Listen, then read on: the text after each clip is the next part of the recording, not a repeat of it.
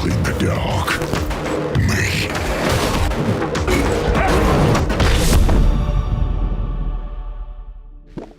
Serve with distinction and past sins may be forgiven. Strange life. Not part of the not part of the Imperial Guard no more. Not after things went bad on Komlar. Little men in spiky armor charged us again and again.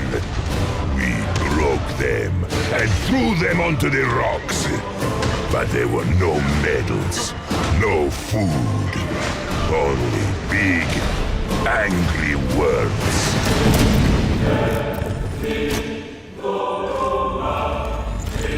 Stomp like bugs! Jet train! Rampage!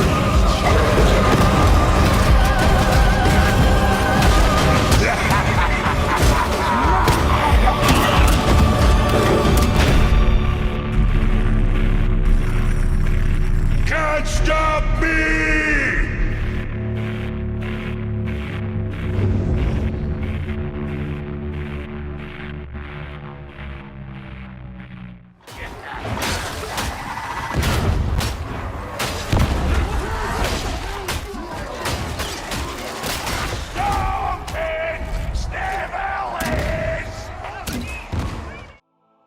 Love me Ripper, love me Emperor, I eat heretics. Simple as. I mean, literally, when I was playing Ogryn, I was physically consuming heretics that entire weekend, and it was glorious. Please pardon, because he who would pun would pick a pocket, but Ogryn was the biggest surprise for me in the Darktide beta, because I went into it expecting him to be my least played, and I left with him maybe being my favorite overall. I really enjoyed playing this dude. Played a lot of Ogryn last weekend, and when you watch the trailer, it's not hard to see why. He's got some really cool kit coming, and while we didn't get to experience all of that in our limited time with the game, it's clear he's going to be invaluable on pretty much any difficulty in pretty much any lineup. He's tanky, he frontlines like a beast, he has efficient ways to close the gap and suppress ranged enemies, good crowd control, can stunlock elites and bosses, and bully his way through the map, which he'll become even better at once he gets those massive paws on a slab shield. He also had some crazy talents, like double bleed stacking, 100-meter bull rush charge, which means you could pretty much cover any amount of ground you wanted to on any of these maps. 100 meters was like the furthest distance you could ever cover anyway on the majority of these runs, and super fast toughness regen when low on health. Plus the whole concept of being a lovable 12-foot tall dithering idiot who's loyal to a fault and would lay down his life for his friends in a heartbeat is just kind of straight up adorable. There's a reason I named mine Bestest Boy. Now, we already have a good idea of the Ogryn's talent tree, skills, and abilities after last weekend, so while I will recap the important points in a second here, I'm not going to spend too much time on that, because I think most of you know what the deal is with Ogryn. He's a bruiser, he's a frontliner, he's really survivable, and you pretty much get what you pay for on that front. Instead, I want to focus on weapons here, because there's a series of, I don't know, I guess leaks would be the best way to describe it. Basically, many of the files for full release were still present in the beta, just not visible or playable, or at least they weren't supposed to be, and when server disconnects happened, a few lucky people managed to grab glimpses of what the final game has in store for us in terms of weapons and cosmetics, which we're going to look at now. There was a lot of juicy stuff there. We'll cover all of it in detail tomorrow, I think, but this video is about the Ogryn, so for now, we will focus on him and what his weapons were.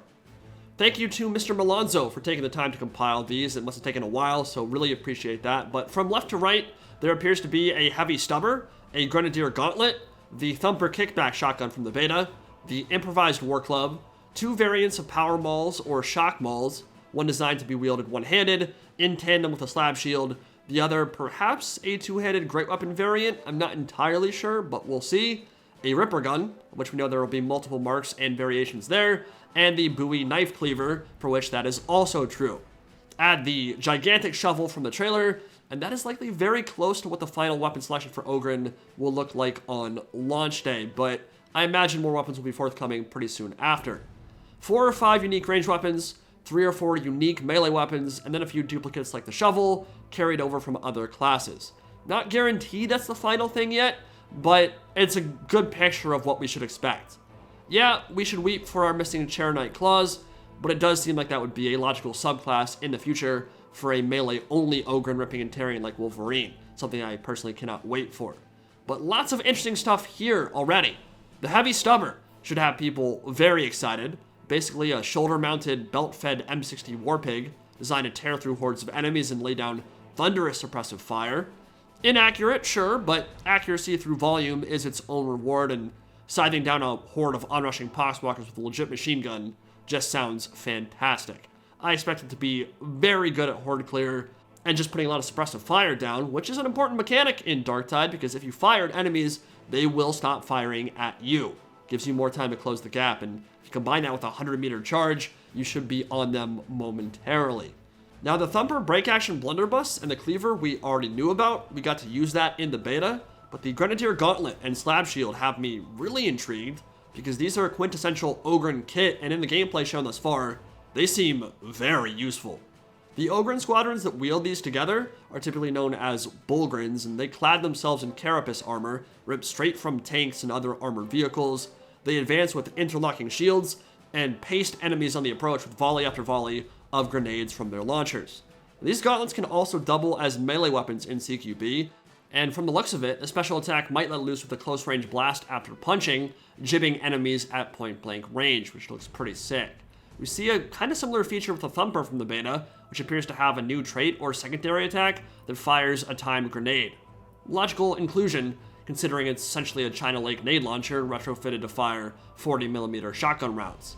There seems to be no evidence yet of pairing a Slab Shield with the Grenadier Gauntlet, which is a Bullgryn loadout on tabletop, but hopefully that will be an option if Fat Shark doesn't think it will be too busted or anything. What I'm really curious about is how a Slab Shield will be balanced in Darktide, considering the prevalence of ranged enemies and how useful mobile cover will be. An Ogryn Slab Shield can block the vast majority of small arms fire currently in the game with ease, up to and probably excluding Tox Flamers. I mean, it's essentially vehicle armor, right? Hotshot Laz, probably not going to do a whole lot to it. So the ability to approach Chaos Squads under withering salvos of Laz fire while preventing your teammates from taking any damage whatsoever seems really strong on paper. Now, I do imagine stamina will come into play here, and that the more shots your shields take, it starts to get worn down a bit, and you'll eventually have to put it away for a few seconds at least to regen your stamina back up, in the same way you couldn't block indefinitely in Vermintide if Rotbloods were surrounding and wailing on you. But if you combine that with the 100-meter charge talent from a skill tree, you're basically getting in for free against Scab Gunners no matter what. You block until your stam runs out, then you charge and you're on them, and it doesn't really matter how far away they are, you're going to be on them and not take much damage by getting on top right away. Will probably be a go-to choice for Ogryn in Darktide. Also very intriguing are the power mauls and shock mauls that we see in the data mines and in the gameplay.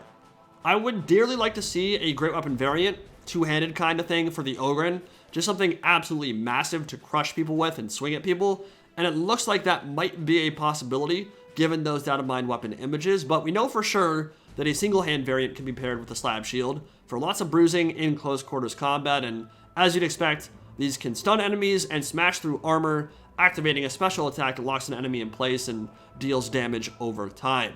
So basically, like the Chainsword, you hit that mouse 3, you're going to activate the electrical field or the power field, whichever one it is, and then when you smack them, there's going to be a special modifier that deals some good damage over time, or just deals additional AP damage. There's also a Godwin Diaz pattern bolt gun for use by humans in the same data mine as those other Ogryn weapons, which means bolt guns, bolters are confirmed, so do not be surprised if Ogryn gets a bigger pattern at some point. From a lore perspective, I'm pretty sure it's heretical for any non-Astartes to attempt to wield a Space Marine pattern bolter, but there are other types that an Ogryn could probably wield if Fat Shark felt like giving him one, and I think giving big guns to the Ogryn makes a lot of sense. Frankly, the more bolt guns in Darktide, the happier I will be, and I think that's true for the community as well, so I would like to see a bolt gun for him at some point. I'm actually not worried about the implementation for bolt guns, honestly, because almost all the guns sounded fearsome and meaty in the beta. I mean, I really liked a lot of their sound designs, so if they can make a Ripper gun feel awesome, which you saw when I was holding down an entire corridor by myself, just unloading on a horde hearing that throaty roar as it fired in. I think they should be able to do that for bolters as well.